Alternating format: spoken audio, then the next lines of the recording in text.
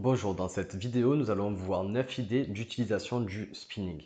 Quand on découvre le content spinning, donc la réécriture de texte, on a souvent une idée en tête et on pense qu'on va pouvoir utiliser le spinning que pour ça. Par exemple, on découvre le spinning.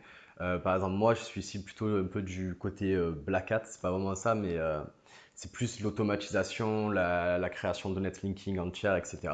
Et on nous parle vraiment d'utilisation du spinning justement pour faire de nombreux liens et aussi une question de gestion financière, c'est-à-dire qu'on ne va pas faire à chaque fois qu'on fait un lien un article. Donc ici, je vous ai plutôt sélectionné 9 idées qui pourront vous être utiles si vous démarrez le spinning ou si vous avez besoin d'économiser de l'argent pour de l'achat de texte qui n'a pas forcément besoin d'avoir une grande valeur ajoutée pour l'utilisateur. Cette liste est bien entendu non exhaustive et si vous avez d'autres idées, je vous encourage à les partager en dessous de la vidéo. Ça pourra être utile aux autres personnes qui verront les commentaires. Donc, la première idée, c'est pour alimenter son propre site, son site principal, afin de booster son PR. Il existe certaines techniques qui, si elles sont poussées dans l'excès, on risque une pénalité, mais on peut booster le PageRank interne de son site internet.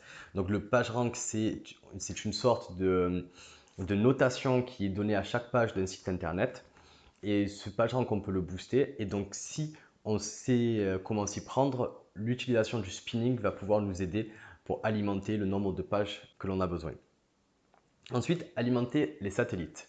Un site satellite est utilisé en référencement pour faire des liens artificiels à partir de sites que l'on a boostés et on va pouvoir l'alimenter de spun, donc d'articles réécrits, afin justement de diminuer les coûts de notre réseau. On va aussi pouvoir l'utiliser pour faire des campagnes d'annuaires.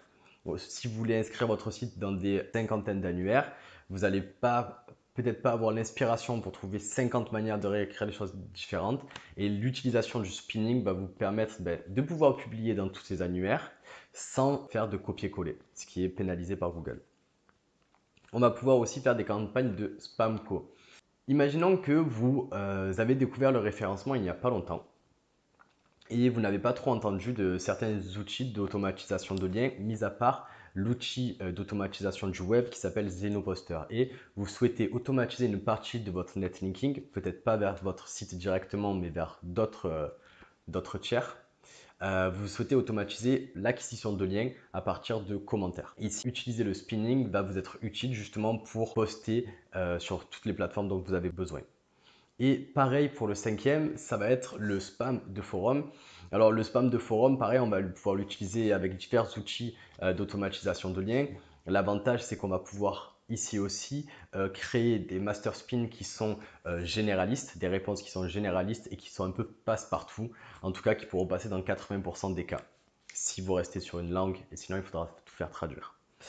Pareil pour les web profils. Alors souvent, on utilise les web profils parce que ça nous permet d'obtenir une page en référencement qui est thématisée, à partir de laquelle on va pouvoir faire un lien vers son site ou vers un tiers de son réseau. Et on a besoin de faire beaucoup de contenu afin de bien contextualiser la page. Ici aussi, le content spinning va vous être utile. On a aussi l'automatisation, les outils plus généraux, l'automatisation de liens. Donc là, je pense à GSA, SER, XRumor, RankerX, qui vont vous permettre de poster sur beaucoup de plateformes. Ces outils-là aussi vous demandent beaucoup d'articles uniques. Donc le spinning va vous être utile ici. Huitièmement, imaginons que vous faites beaucoup de campagnes d'échange de liens, mais ça va être utile d'utiliser le spinning. Alors là, petit aparté, si vous faites une campagne d'échange de liens, mais d'échange d'articles, il va plutôt être intéressant de faire des articles de qualité, mais imaginons quand vous faites une demande d'échange de liens et que c'est simplement une description sur une page partenaire, une petite description de votre site, ça aussi vous allez pouvoir le spinner au lieu d'à chaque fois essayer de chercher une nouvelle description. Et neuvièmement, si vous avez un e-commerce et que vous avez besoin de description unique de produits pour alimenter l'ensemble de vos fiches produits, le spinning va aussi vous être utile. Voilà, donc c'était 9 idées. Certaines se ressemblent un peu, c'est vrai, mais c'était surtout pour essayer d'alimenter votre esprit d'idées. Encore une fois, il y en a sûrement d'autres. Voilà, donc cette vidéo est maintenant terminée. Si cette vidéo vous a plu, je vous encourage à liker. Si le thème du spinning, de la réécriture, du traitement de langage vous intéresse, je vous encourage à cliquer sur le lien en dessous pour être prévenu des prochaines vidéos qui ont un rapport avec ce thème précisément. À bientôt!